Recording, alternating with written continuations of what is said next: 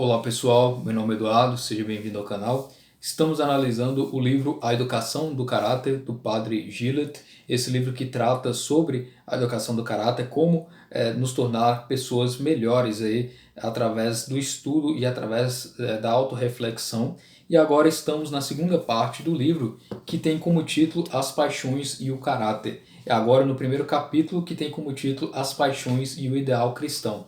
Então, nessa segunda parte, o autor vai tratar dessa relação justamente, né, de como devemos entender o que é a paixão, né, e também o que é o caráter e como isso se relaciona, né, como atuar em relação aos dois. Nesse capítulo primeiro, ele vai tratar aqui sobre as paixões e o ideal cristão, estabelecendo aí justamente as relações entre as ideias cristãs, né, e como abordar, como tratar as paixões propriamente, né.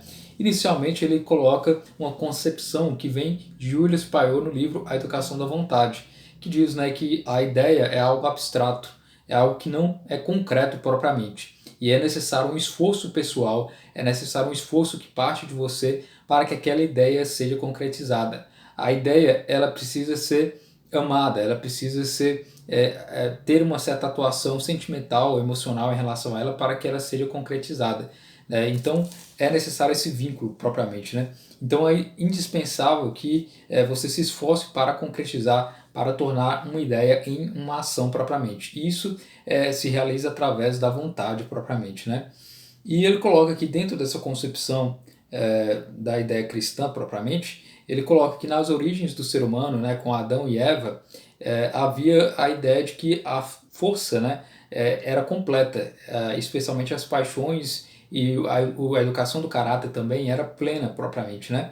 E naquela época surgiu, né, logo depois o pecado original, e esse pecado original meio que manchou essa possibilidade, né? E ele reduziu a capacidade humana, né, tendo em vista aí que poderia ser plena, agora já não é tão plena mais, né? E ele diz, né, que com o batismo é que se dá uma capacidade de recuperar essa energia, né? A energia vital que existia nos primeiros seres humanos, agora ela tenta ser resgatada, né, através do batismo, né? Aqui o autor colocando suas concepções como padre católico, né? E ele coloca e conceitua, né, o que seria vontade. A vontade, segundo ele, né, é uma força sentimental, né, que tem como fundamento no amor, ou seja, através do amor, através da ligação entre a ideia e o seu sentimento em relação àquilo, né, com a emoção, é que surge essa vontade. A vontade tem todo esse elo, essa força sentimental, né? E basicamente ele diz que deve se depositar então energia, o coração naquilo que você que se propõe, né? Então, portanto, ele cita até Aristóteles, né? Para a tática da educação do caráter, como iniciar uma educação do caráter. Para Aristóteles, a educação do caráter seria a arte de filosofar com as paixões, ou seja, para ter uma educação do caráter é necessário saber lidar com as paixões e, sabendo lidar com elas, portanto, você pode se direcionar melhor e, portanto, atuar da melhor forma possível na sua vida intelectual, né? Logo em seguida ele trata sobre as paixões, com o título As Paixões, né? As paixões, elas designam as emoções na região sensível da alma. Essas emoções podem ser agradáveis ou desagradáveis, né? Muitas pessoas confundem, né, as paixões como sendo algo espontâneo, violento, né? Surge até a expressão, né, fogo das paixões, trazendo aí uma alusão a esse caráter das emoções, né? Porém, essas pessoas trazendo esse significado de paixão de forma desregrada, o excesso, o abuso, isso é na verdade um termo pejorativo para as paixões, né? Como será visto que logo adiante, pelo autor, ele coloca a paixão não como um erro propriamente, né? Mas como algo que é natural ao ser humano. Ele coloca que a paixão ela pode ser desregrada, mas não pode ser excluída, né? Sob pena de não sobrar algo bom neste mundo propriamente. Então o ser humano ele precisa da paixão também para viver plenamente também. Porém, há a possibilidade de controle dessa paixão para que não ocorra justamente os excessos. E aqui ele coloca um conceito do que seria paixão, né? As paixões, segundo o padre Gilles, são emoções agradáveis e desagradáveis da sensibilidade. E aqui ele coloca que essas paixões elas surgem do seu amor próprio. Então, as paixões surgem de dentro de você, a partir de você, né, tem origem todas as paixões aí. Então, o nosso ego, né, o nosso amor próprio é a fonte de todas as paixões. E ele coloca os vários tipos de paixões que existem, né? Primeiramente o ódio, né? O ódio vem do obstáculo à posse do que se deseja. E vai conceituando os vários tipos de paixões, né? Coloca aqui o que seria o desejo, né? O desejo é o amor estendido a um bem não possuído. Então, quando você quer algo que você não tem, mas que você deseja muito aquilo. Por exemplo, você quer passar no vestibular, quer passar numa prova. Isso é um desejo, algo que você não tem atualmente, mas que você deseja. A alegria é o amor a essa posse, né? É quando você realiza isso que você desejava, propriamente, né? A audácia é o amor empreendido de forma mais difícil para ter posse do objeto, né? Então, a audácia é quando você se empreende de uma forma mais direcionada, de uma forma mais difícil, apesar das circunstâncias, você se empreende naquilo. Então, é a audácia. O temor é o amor inconsolável, né, ao objeto perdido, né? Então, o temor é que você não tem mais esperanças com relação àquilo que você pretendia. E a cólera é o amor irritado pelo fato de lhe pretender e tirar o seu bem, né? Então, normalmente a pessoa que é colérica, ela se vinga, né, contra aquele que é culpado, né, de tirar ou pretender tirar aquele bem que você tem. Então, ele trata essas paixões, né, não apenas com forma negativa, mas são como se fossem escalas de notas musicais, né? Quando você toca uma nota musical, você tem um certo som, e quando você toca outro, tem outro som diferente. Da mesma forma, seriam as paixões, né? Seriam como as notas musicais. Por si mesmas, as paixões elas não são más. A questão de se tornar maligna uma paixão é quando vem a vontade da inteligência. Quando a inteligência se direciona naquilo, é que se torna algo realmente maligno, né? Então as paixões elas podem ser então um instrumento para alcançar a virtude, né? Ou, se não bem cuidadas, pode ser um instrumento para o vício, né? Então, conforme você vai submeter aquela paixão à sua razão, né? Aí você vai abrir as portas para a virtude ou para um vício, né? A efervescência, né? Esse calor, essa energia que vem das paixões, se for bem empregada, né? Com um certo amor direcionado a um ideal bom, né? Ele é um móvel da vontade, né? E isso pode auxiliar de forma muito salutar à vontade propriamente. Em seguida, agora no segundo tópico desse capítulo, ele trata dos sentimentos e paixões, né? A educação do caráter, né, de acordo com o que ele estabelece, né, é, na verdade, o acordo possível entre as paixões e o sentimento de vontade. Há uma certa tendência à busca da harmonia entre as suas paixões e o sentimento da vontade, o equilíbrio através da inteligência, né? Na vontade, então, há uma escala de sentimentos, como ocorre nas paixões também. Então, a vontade estabelece também essa mesma questão de vários tipos, né, de vontade.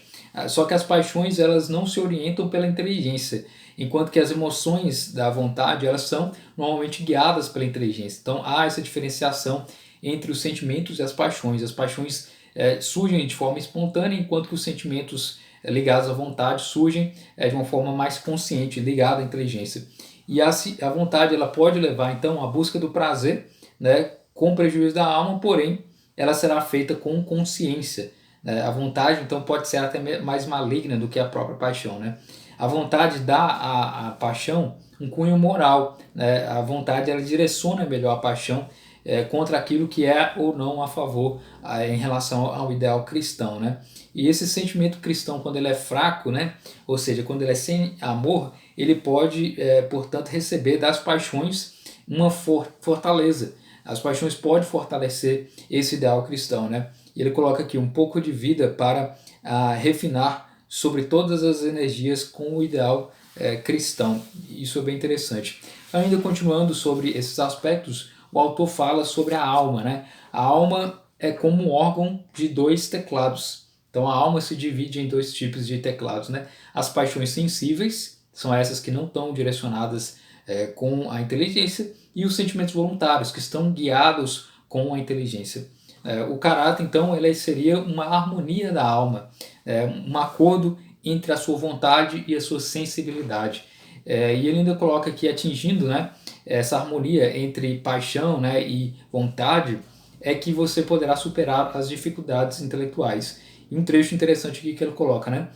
A vida inteira será então uma longa sucessão de atos harmoniosos, encadeadas uns dos outros, formando, pela sua continuidade, a grande sinfonia do caráter. Então é necessário essa harmonia entre justamente isso que você entende como paixão e aquilo que você entende como sentimento. Tendo harmonia entre paixão e sentimento, é possível a educação do caráter propriamente, né? E aqui no terceiro tópico do capítulo ele fala sobre as paixões e o ideal cristão. Paixões, como já foi visto, né, inicialmente, são movimentos, né, de sobressaltos e sensibilidade, né, são inteiramente ligadas aos sentimentos. Então, por exemplo, temos o amor, mas também temos o ódio, né? Temos o desejo, temos a aversão, temos a tristeza e temos a alegria. Tudo isso são paixões, né? E o ideal cristão, ele coloca o questionamento, né? O ideal cristão, então, tem um objetivo, né, de eliminar essas paixões, né? Não ter mais ódio, não ter mais aversão, não ter mais tristeza, não ter mais desejos e tudo mais. E ele se questiona por quê? O ideal cristão, ele tende a fazer com que as pessoas vivam o desprezo por aquilo que é material, por aquilo que é supérfluo e buscar uma vida divina. Então, tudo isso, todas essas paixões, normalmente são ligadas a questões materiais, né? Tem a ver com objeto material. Seria então o pensamento, né, e o desejo do ideal cristão que seja eliminado todas as paixões? E ele coloca aqui três respostas, né, sobre essa pergunta, né? Primeiramente, e colocando os enfoques nos tipos de ideais. Temos o ideal estoico, o ideal epicurista e o ideal cristão. Primeiro, ideal estoico. Dando resposta a esse questionamento, se nós devemos ou não eliminar essas paixões, o ideal estoico diz que as pessoas são más e elas devem extinguir essas paixões. Essas paixões devem ser eliminadas na sua fonte. Esse ideal estoico, ele diz que o sábio ele deve dominar a si mesmo a ponto de fugir dessas emoções sensíveis e, portanto, o ideal ele busca uma certa impassibilidade, ou seja, no estoico essas paixões têm que buscarem ser eliminadas ou reduzidas ao máximo, né? Em seguida, em relação a isso, em contraposição a isso, né, temos o ideal epicurista, né? E segundo Epicuro, né, que foi um filósofo, a natureza humana ela tem que ser excelente por si mesma, ela é natural. Portanto, é algo mal e contra a natureza impor limites a essas expressões, a essas emoções. Então, temos aí as duas tendências, o estoico que visa eliminar as paixões, ou reduzir ao máximo as paixões, ou controlar essas paixões, e temos o epicurista, que visa basicamente liberar essas paixões ao máximo, tratando como se fosse algo natural. Então há uma tendência nos epicuristas de um certo descontrole, né? De uma certa libertinagem, de uma certa devassidão. Então temos, por exemplo, as ideias de orgias na antiguidade, né? A veneração aos deuses pagãos, né? Aqui com Epicuro e também com o filósofo Rousseau também, né? Então temos os dois extremos, né? O ideal estoico e o ideal epicurista, né? Que são os extremos opostos, né? Um visando eliminar as paixões e outro visando liberar totalmente as paixões. Então, qual atitude dessas duas atitudes tem que ser acatada, tem que ser acolhida por um católico, por um cristão? Surge então o ideal cristão como um meio entre essas duas vertentes, né? Em muitos ambientes se diz, né, que o jovem ele precisa se divertir, mas não é necessariamente assim, né? Apesar de o jovem ser jovem propriamente, ter a sua energia, ele não deve ceder aos seus impulsos das paixões, sem tentar vencê-las ou se orientar. Aqui o autor coloca, né, que o jovem ele tem que se orientar no sentido de um ideal elevado. E quando chegar à idade adulta, ele vai conseguir saber lidar com essas paixões. Então, durante a juventude, é interessante que você busque saber lidar, né, com as suas paixões e se preparar ao longo da vida, né? Então ele coloca aqui um trecho interessante, né? Não 100 vezes não. A mocidade não deve divertir no sentido dado pelo mundo. Repito ainda, a educação do caráter não é obra de um dia.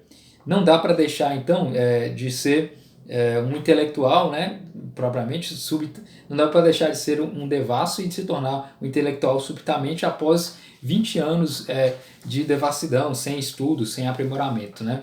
Então, seria o ideal cristão epicurista, ou seja, deve-se abandonar as paixões? Aqui o autor coloca a doutrina católica, né?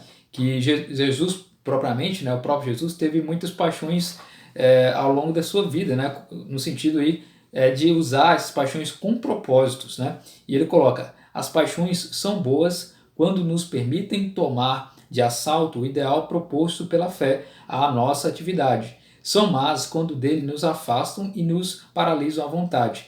Então, não é eliminar as paixões, saber usar as paixões, na verdade, como Jesus soube usar, né, e não atuar com os excessos, né? Não eliminar a paixão, mas também não deixá-la totalmente livre, né? É agir conforme a verdade, né? Então as paixões elas são fortes, né? Como a própria juventude propriamente, né? E elas devem ser orientadas da melhor forma, né? A própria paixão pode ser uma força para a atuação, né? E conduzir ao ideal cristão, né? E para os insensíveis, para os mais fracos, elas devem ser trabalhadas, né? Devem trabalhar essas paixões, né? Então, ele coloca outra frase também interessante: não temamos as paixões, elas devem servir de trampolim para nos lançarmos à conquista do caráter. Então, a vida cristã ela não age sobre um caráter humano e não é preciso eliminar, portanto, em nós o homem para nos chamarmos de cristão. Então, as paixões são elementos humanos e quem é cristão tem que saber lidar com elas, não eliminá-las por completo, mas saber tentar moldá-las para atingir algo mais elevado.